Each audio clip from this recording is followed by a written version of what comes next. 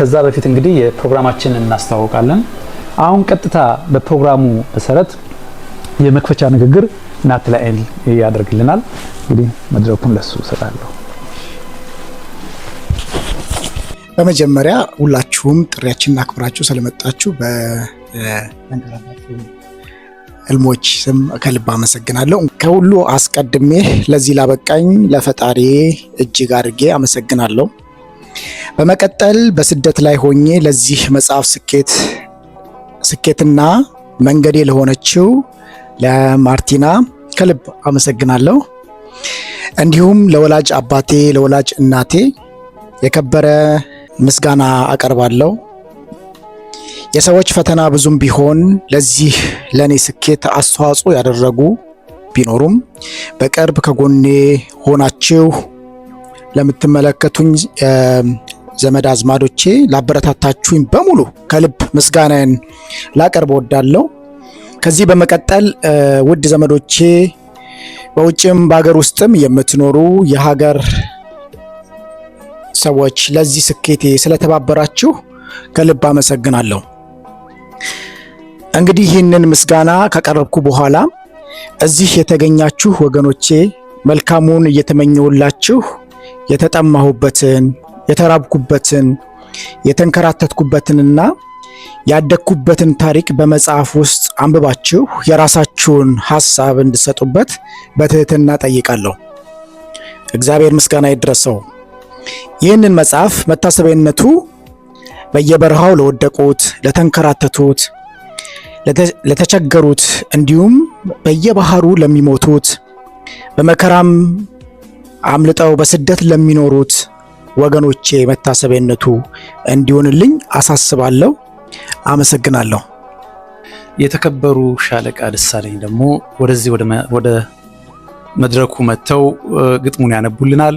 ይሄን ግጥም የጻፍኩት መኖርና መሞት ይላል እና ባለፈው ጊዜ እንደምታውቁት እንግዲህ ከስንት ዓመታት ከ2 ዓመታት በፊት ነው ከ3 ዓመታት በፊት የኮሮና ሰዓት ነበር። ኤኒዌይ በዛ የኮሮና ሰዓት የተለያዩ እሳቤዎች መጡብኝና እንደው ኮሮና ያን ያህል አስጨናቂ ጦር ካላቸው ሀገሮች በላይ ሆኖ ከእግዚአብሔርም ባልተናነሰ መንገድ ሰውን በሚፈጅበት ጊዜ አንድ ሀሳብ ትዝብት ወስጄ የጻፍኩት ነው። መኖርና መሞት። አንድ ሰው ነበረ በኒውዮርክ ከተማ እየሰራ የሚኖር ባጌጥ አፓርታማ። መቼም አይታወቅ የሰው ልጅ ፈተና፣ ድንገት ሳያስበው እጣው ደረሰና ሳምባውን ተይዞ በዚያ በኮሮና አምቡላንስ ወሰደው፣ ታመመ በጠና። ኮሮና ጨካኙም የዘመኑ ንጉሥ ያንን ድሃ አጣደፈው ወደ ሞት ለማድረስ። በዚህ መሃል ታዲያ እንደምንም ብሎ ያ ሰው ቀናልና እንዲህ ሲል ጠየቀው ጨካኙን ኮሮና፣ በምን ቀንተህ ነው በእኔ መጨከንህ? ንብረት እንኳ የለኝ ብሞት የማወርስህ፣ የምለብሰውም ልብስ ላንተ ልክ አይሆንም፣ ይገርማል ይደንቃል በእኔ ላይ ማምረርህ። ከብድርና ቢል ውሎዬን ስታገል ሕይወቴን እያየህ የኔን የሩጫ ህልም፣ ፍርድህ ዳኝነትህ አሳዘነኝ በጣም። እናማ ኮሮና ወደ እኔ ለላከህ አደራ ንገረው፣ መኖርና መሞት ለእኔ ለውጥም የለው። እንዲህም በልልኝ የምድሩን ፍርድህን አደራ መርምረው፣ የአኗኗር ህጋችን በልኩ አስተካክለው። ሚያዝያ 2012 ነው በኢትዮጵያ፣ አፕሪል 2020 ማለት ነው። እና አመሰግናለሁ ስላዳመጣችሁ። የተከበሩ ሻለቃ ደሳለኝ ይህን መልእክት አስተላልፈውልናል። በመቀጠል ስለ ደራሲያን እና አርት ተፈሪ እጋብዛለሁ። ወንድሜ ደራሲ ወጣት ናትናኤል በስልክም የተነጋገርናቸው ነገሮች አሉ። እንደ ኢትዮጵያ ብሔራዊ ኪነ ጥበብ ነው እንግዲህ እዚህ መድረክ ላይ ምንድነው የምታስተላልፈው ተብዬ የተጋበዝኩት። ኢትዮጵያ ብሔራዊ ኪነ ጥበብ እኛ እዚህ በጀርመን ያለ ስናዋቅረው እንግዲህ አንዱ ስነ ጽሁፍ በውስጡ እንዲከበር የሚያደርግ ነገር እንዲኖረው ነው። ማለት ሙዚቃ አለ፣ የተውኔት አለ፣ የደራሲያን አለ፣ የሰዓሊያን አለ፣ ይሄ አለ እና በትልቁ ተዋቅሮ የሚንቀሳቀስ ማህበር ነው። ግን እዚህ ውስጥ እንግዲህ በጸሐፊዎች የኛ ማህበር በጸሐፊዎች አይደገፍም። እኛም ጸሐፊው ጋር ደርሰን ጸሐፊው የሚደገፍበትን ደራሲው የሚደገፍበት ነገር አላረግንም። ይሄንን እንዴት እናደርግ የሚለው ላይ ባለፈው በአቶ ጌዲዮን ወይንም ሻለቃ ደሳለኝ ነበር፣ ሌሎች ደራሲዎች ነበሩ። አንድ የመጽሐፍ ምረቃ ይደረግ ነበር፣ እዛ ላይ ተወያይተናል። እና አሁንም የሚጠበቅብን ምንድነው እንዴት አድርገን ጸሐፊዎችን እናጠናክር፣ ሰው ደግሞ አንባቢ እንዴት እንዲሆን እናደርግ የሚለው ነው። እና ማህበራችን አንዱ የደራሲያን ማህበር በውስጡ አለ እና ወደፊት እንግዲህ ያለመሰልቸት የምናደርገው ይሄን ጨዋነት ይሄን ዕውቀት ጥራት ያላቸው ሰዎች እንዴት ይመጣሉ፣ ዕውቀት ፈላጊዎች እንዴት ይመጣሉ የሚለውን በመካከላችን ጋዜጠኛ ወንድማችን መሳይ አለ። የተለያዩ ነገሮችን ሲያደርግ እናያለን በሱ ዩቲዩብ ቻናል ላይ። ስለዚህ ወደፊት እንደነዚህ አይነት ነገሮች በስተው ሁላችንም አንኳክተን ሊመጣ የሚችልበትን ኮሚኒቲዎችን ይዘን ልንሰራ የምንችልበትን ነገር እንደ ኢትዮጵያ ብሔራዊ ኪነ ጥበብ የአቅሜን እኔ ደግፋለሁ። ጽሁፎችህ በጣም የሚደነቁ ናቸው። መልካም እድል እንመኛለን። ማህበራችን ወደፊት ከአንተ ጋር ብቻ ሳይሆን ከሁሉም ደራሲያን ጋር ከጎን እንደሚቆም ተስፋ አደርጋለሁ። አመሰግናለሁ። ግሩም መልእክት ነው። አንድ ትዝ የሚለኝ ነገር ምንድን ነው፣ ጃፓናዊ የሽምቅ ተዋጊ 29 ዓመት በረሃ ውስጥ ቆይቶ ነበርና ቆይቶ ሲመጣ ጃፓን ለጃፓን ነፃነት ለጃፓን ነበር እና ከጫካ መጥቶ ሲመጣ መጀመሪያ ሲጠየቅ አዝኛለሁ አለ። ለምንድን ነው ያዘንከው ሲባል በሁለት ነገሮች አዝኛለሁ። አንደኛ በሚዲያዎች፣ ሁለተኛው ደግሞ የህዝብ ባህል መቀየሩ። አሁን የህዝባችን ባህል በተለይ በወጣቱ ላይ እጅግ አደገኛ ሁኔታ እያየን ያለ ነው። ከጥሩ ነገር ይልቅ መጥፎን ነገር ወደ ምርጫ ገብተዋል። ስለዚህ በየትኛውም ቦታ ላይ ትግል በሚጀመርበት ሰዓት ወይም ደግሞ አንድን ነገር ሰክሰስፉል ሆናል ብሎ አንድ የሚታገል ሰው ሞራሉ ከራሱ ጋር እንጂ ከሰው ከተመልካች ጋር መሆን የለበትም እና በእውነት እዚህ የተገኛችሁ ትልቅ ክብር አለን፣ እናከብራችኋለን። ብዙ ምናልባት ያልሰማችሁት ገና የምናሰማችሁ ነገሮች አሉና የሚቀጥለውን የመጽሐፉን ዳሰሳ በተመለከተ ደራሲ ጊዲዮን መጥቶ ያብራራልናል። እንደምን ዋላችሁ። መጽሐፉ እጅግ የሚደነቅ መጽሐፍ ነው። ውስጡ ገብቶ አንድ ሰው ማንበብ ከጀመረ አያቆም። ናትናኤልን እንዲህ ቀስ ብሎ ለመገምገምና ለማወቅ ከተፈለገ የመጽሐፉ የመጨረሻ ገጽ ላይ ነው የሚታወቀው። ቀስ ብላችሁ ስታዩት በውስጡ የሚገርም ነው። የሚገባበት ሪስክ፣ የሚገባበት ኃላፊነት በጣም የሚያስፈራ ነው። ከዛ ኃላፊነት ደግሞ በእያንዳንዱ ኃላፊነት ውስጥ የሚያወጡት መልአኮች ብቅ ይሉለታል። ይሄ የእግዚአብሔር ጉዳይ ነው ብዬ ልተወው። በምንም ልታስቡት በማትችሉት ነገር ላይ ነው መልአኮቹ ብቅ የሚሉት። በቃ ሞተ፣ ሬሳውን ልንቀብር ነው ብላችሁ ስታስቡት አይ ድግ የሚያደርገው አንድ ሰው ይወጣል። ሊሞት እያጣጣረ የሚያስበው እናቱን ነው። እዛ ላይ ስታዩት ደግሞ ናትናኤል ለቤተሰቡ ተቆርቋሪ እንደሆነ ታዩታላችሁ። አንከራታች ህልሙ ወይንስ ሀብታም የመሆን ወይስ ራስን የመቻል ወይስ ቤተሰብን የማቋቋም? ይህን ሁሉ የምናውቀው መጨረሻ ላይ ነው። የሚገርማቸው እኔ በእውነት የምለው የእናቱ ንጹህ ጸሎት ነው፣ የአባቱ ጸሎት ነው እሱን የሚደግፈው እንጂ እሱ አድቬንቸሪስት ነው፣ ደፋርም ነው፣ ጉልበተኛም ነገር እንደዚህ ነው። አንዳንዴ መጽሐፉን እንዲስተርከው ራሴ ጻፍኩት ይመስለኛል። የሚገርመኝ ነገር በደንበኛው መጽሐፉ ለዚህ ነው አንብቡት የምለው። መጽሐፉ ውስጡ ነው በቃ ያለው። መጽሐፉን ስታነቡት አታቆሙትም። አሁን የምተርክላችሁ እኔ ትንሹን ነው። ውስጡ ብዙ ታሪክ አለ። ናትናኤል የፍቅር ሰው ነው። ኃይለኛ የፍቅር ሰው ነው። የዓላማም ሰው ነው። መጽሐፉ ላይ የመጨረሻው ገጾች ላይ ነው የምታዩት። እናት አባቱን መውደድ፣ እናት አባቱን ማክበሩን የምታውቁት አንድ ሊንበረከክላት የሚችለውን ማርቲና እናት አባቱ ቤት ውስጥ ተንበርክኮ መጠበቁ በጣም ደስ ብሎኛል። ከልቤ በጣም ደስ ያለኝ ፓርት ነው። እናት አባቴ ቤት ላይ ቁጭ ብዬ ትዳሬን ታገቢኛለሽ ብሎ መጠየቅን የመሰለ የውጭ ሀገር ዜጋን የሚያመሰግን ትልቅ ነገር የለም። ለእናቱ ያለውን ክብር፣ ለአባቱ ያለውን ክብር፣ የታታሪነቱ ምልክት እሱ ላይ ነው ለጌታዬ። ለዚህ ሁሉ ግን የምትመሰገነው ማርቲና ትመስለኛለች። ከልብ አመሰግናለሁ። ከተከበሩ ደራሲ ጊዲዮን በጣም አስተማሪ ነገሮችን ሰምተናል። በሀገራችን ጉዳይ ላይ የህዝባችን ነገር በጣም ያስጨንቀናል። ሀገራችን ብዙ ጊዜ ባሉባልታዎች እንደተከፈቱ ብዙዎቻችን የምታውቁ ነውና አጋጣሚ ሆኖ ትንሽ ነገሮችን ሰራ ነበር እና ያዳምጥ ነበር። አንድ የሰሜን ሸዋ ማህበር እያቋቋምኩ ያለው እዛ ላይ ነበር ልተዋወቅና አቋቁመን እዛ አካባቢ እንደምታውቁት ቢያንስ በትንሹ ለ50 ዓመት መብራት የለውም፣ መንገድ የለውም፣ ምንም ነገር።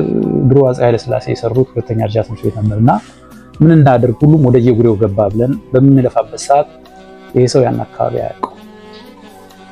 አይ የተወሰኑ ነጮች ይዞ ሄዶ እስኪ ሌው አንተ የምትለውን ሀገር ማየት እፈልጋለሁ መርዳት አለብኝ ብሎ እዛ ድረስ ነጮች ይዞ ሄዶ እዛ ከተማ እዛ ገጠር ውስጥ ትልቅ መስዋዕትነት ከፍሎ ናትናኤል ብዙ ነገሮችን አድርጓል።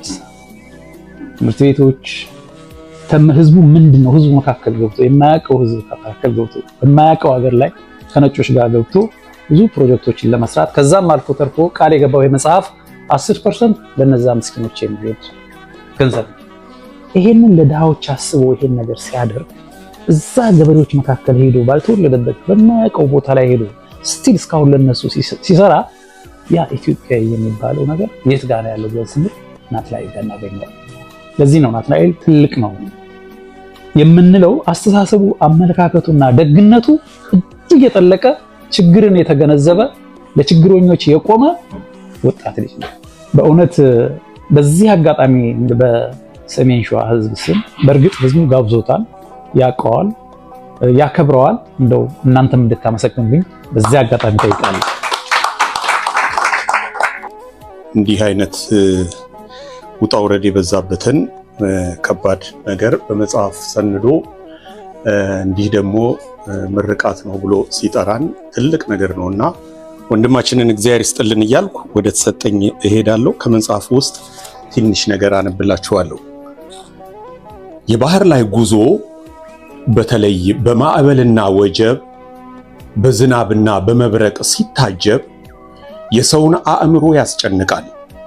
እንደሰማሁት ከሆነ ጀልባዎቹ በማዕበልና ወጀብ ከወዲያ ወዲህ ሲላጉ ካሁን በሞትና በሕይወት መካከል በመዋለል መንፈሳቸው የሚጨነቅ ስደተኞች ከጀልባ ላይ ዘለው ባህሩ ላይ ይገባሉ። ሞታቸውን ለማፋጠን ይሁን ወይም ሕይወታቸውን ለማትረፍ ባላውቅም ቅጽበታዊ ውሳኔ የሚወስኑ ብዙዎች ናቸው። እኔም ሁሉም ሰው በየሃይማኖቱ ሲጸልይ ለቅሶ ጩኸትና ጥርስ ማፏጨት ሲሆን በጭንቀት ላብድ ዘልዬ ከባህሩ ልገባ ዳዳኝ። ያአላህ ኢሰላህ ያአላህ ኢለላህ። ጌታ ሆይ ነፍሴን አደራ፣ ድንግል ሆይ ከነልጅሽ ድረሽልኝ። ወይኔ ጌታ ሆይ ስንጠፋ ግድ አይለህም። ሁሉም በየሃይማኖቱ ይጸልይ፣ ያለቅስ፣ ይጮህ፣ ይቆምና ይቀመጥ ጀመር። ጀልባዋ ሚዛኗን እያጣች ሁላችንም እየጮህን የጀልባዋ ሹፌር እየቀጠቀጠን አንደኛው ልጅ ከጀልባ ውሃ እየቀዳና ወደ ባህሩ እየደፋ መብረቅ በላያችን ላይ እየነደደ ሲኦል እዚያች ጀልባ ባህር ላይ ሆነ። አሁን ሁላችንም እንደምንሞት እርግጠኛ ሆንኩ። እናም ድምፅ አልባ ለቅሶ ያዘኝ። እምባ ያረገዙት አይኖቼ ከረጢታቸው ተቀደደ። እንደ ጅረት ለቀኩት። ስቅስቅ ብዬ አለቀስኩ። ጀልባዋ ወዲያና ወዲህ በተላጋች ቁጥር ነፍስና ስጋዬ እየተላቀቀ ተሰቃየው። ቤተሰቦቼ አልኩ። የመሞቴ ነገር እውነት መሆኑን አምኜ ስቀበል በድቅድቁ ጨለማ በባህሩ ማዶ መላው ቤተሰቦቼን አየኋቸው። የውድ ልጇ የዓይኗ ብሌን ነገር የማይሆንላት እናቴ፣ በትምህርት ቤት ጎብዤ በዲፕሎማ ላይ ዲግሪ፣ በዲግሪ ላይ ማስተርስ፣ በማስተርስ ላይ ፒኤችዲ ጭኜ የኔ ጎበዝ ልጅ ብላ ልትኮራብኝ የምትጓጓው ጉሊት ነግዳ ያሳደገችኝ እናቴ፣ ጅብስ ሊበላኝ ሲል እሷን ቀድሞ እንዲበላት ራሷን ከፊት አስቀድማ በጀርባዋ ሸሽጋ የያዘችኝ እናቴ፣ ኩራትና ድምቀት እንደሆነላት የምትፈልገው እናቴ፣ የት እንዳለው አታውቅም። አባቴ ሯጭ ሆኜ ስሙን እንዳስጠራለት የሚፈልገው የኔ ጠንበለል፣ የኔ የጥቁር ቸኮሌት፣ የኔ የዋሁ አባቴ አዬ አዬ አዬ እያለ ሲጮህ ይታየኛል።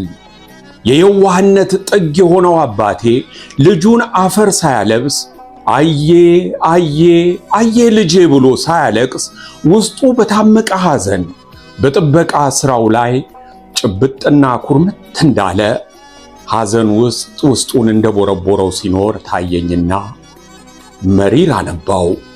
ከላይ ግንፍል የሚሉ እንባዎቼ አይኖቼን እየሸፈኑት በጀልባዋ ትርምስ በማዕበልና ወደቡ መዋለል ሳልረበሽ ቤተሰቦቼን መሰናበት ጀመርኩ።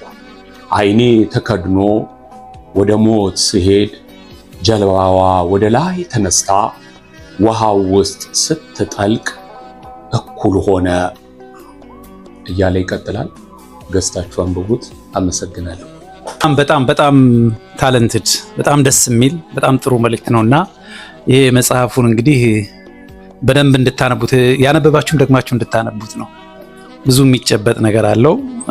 በጣም ደስ ይላል። እናመሰግናለን። ዛሬ በ14/09/2025 በፍራንክፈርት ከተማ የናትናኤል መጽሐፍ ተመርቋል።